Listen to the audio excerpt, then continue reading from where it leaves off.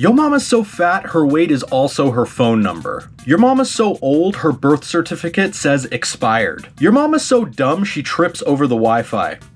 Today on Jokelore, we're diving into the dirtiest, most devious, savage insult game in human history. From ancient Babylon to Friday night freestyle battles, this is the story of why we love roasting moms, and why yours is absolutely fair game.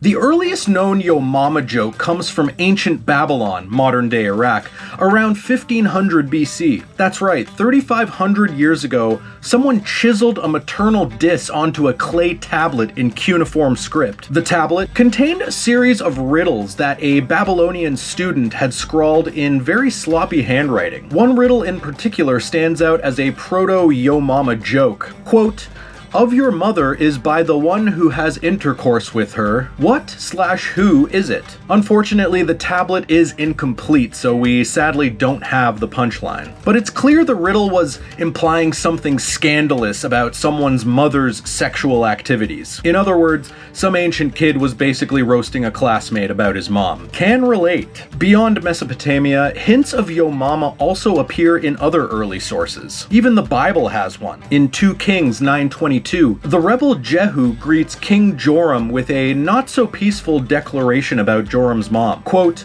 "What peace, so long as the harlotries of your mother Jezebel and her witchcrafts are so many?" It's a biblical burn, effectively a "your mother is a harlot" zinger. Fast forward to classical antiquity, and yo mama style insults are popping up in the banter of Greeks and Romans. The playwrights of Greece's golden age loved a good vulgar joke. Can relate. In everyday speech and literature, accusing someone's mother of dubious traits was a go-to insult. One famous example comes from ancient Rome. Marcus Tullius Cicero, master orator and statesman, was no stranger to verbal combat. In a dispute with a man named Metellus Nepos, who kept taunting Cicero with the sneering question, "Who is your father?" Cicero clapped back with a razor-sharp rebuttal. Quote, "In your case, your mother has made the answer to this question rather difficult." Oof. The sly implication that Nepos' mother was too friendly with the gents for him to know his dad is basically a classically trained yo mama joke.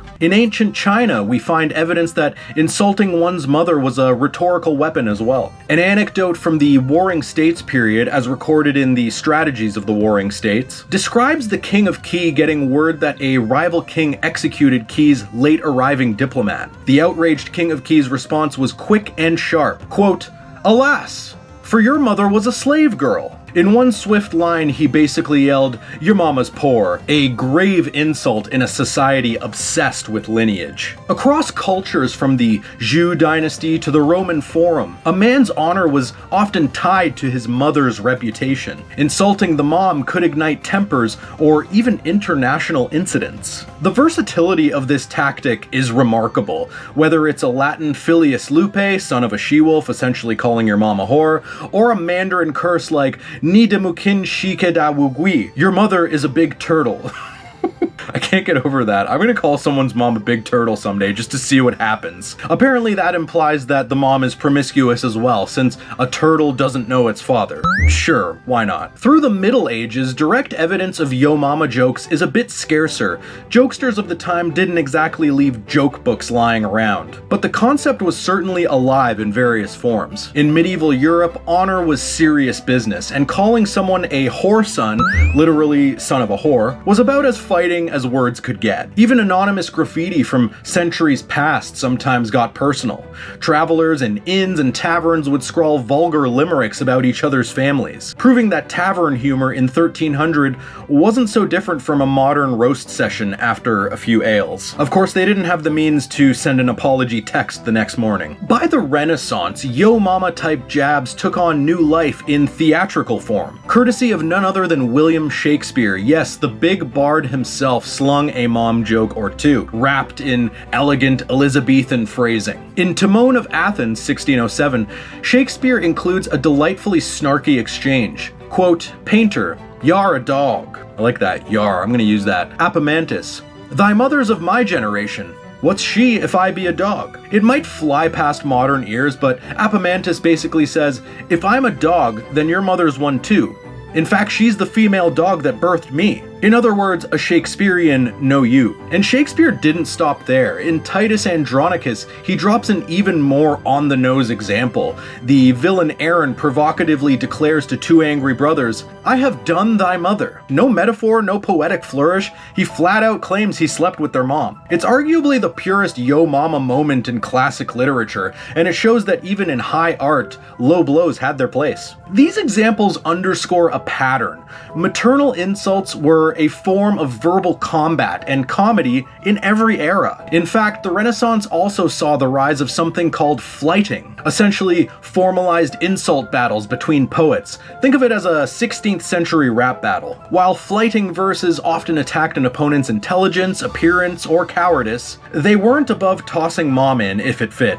There's a fat mom joke in there somewhere. The idea was to best your rival with wit, and mothers were considered fair game as targets. A tradition that, as we're about to see, later re-emerged in a new cultural context across the ocean. Insulting someone's mother within certain cultures became an art form. Nowhere is that more true than in the African-American tradition known as the dozens. Originating in black communities in the United States, playing the dozens is a game of traded insults, often about each other's mothers, delivered in rhyme or just rapid-fire wit. If you've ever seen two friends swapping escalating yo mama jokes on a street corner surrounded by laughing onlookers, you've witnessed the dozens in action. The goal isn't really to degrade anyone's actual mother, it's to show off verbal creativity, mental toughness, and humor under pressure. The exact origins of the term the dozens are debated, but one compelling theory traces back to the horrors of the slave trade. According to researcher Mona Lisa Saloy, in New Orleans slave markets, people who were disabled or deformed, often due to punishment, were grouped in lots of a cheap dozen and sold at bargain prices. Being relegated to the dozens was the lowest blow. It meant utter devaluation, on top of the brutal devaluation and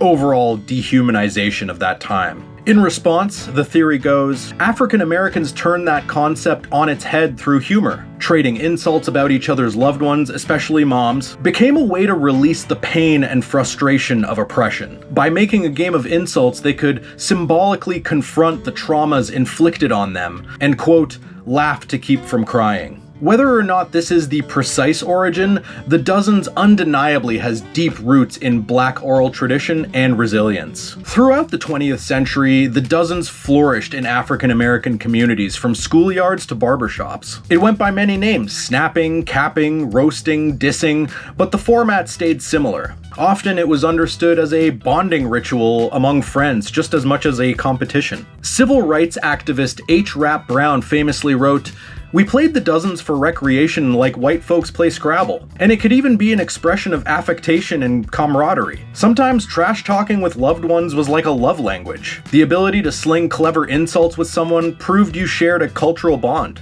Of course, it has its sharp edges too. Go too far or hit a real nerve and things can turn very real very fast. But when done right, everyone involved knows it's just a good time." In this way, the dozens has served as both social training and entertainment, teaching quick thinking and emotional resilience. The wit and irreverence of the dozens permeated American pop culture, especially from the 1970s onward. African American comedians who came up hearing the dozens started bringing it to stage and screen. Legendary comics like Richard Pryor peppered their stand-up routines with yo mama jokes, catching mainstream audiences off guard and leaving them utterly floored. The dozens also heavily influenced the emergence of battle rap and hip-hop in the late 20th century. Early MC battles were essentially the dozens over a beat.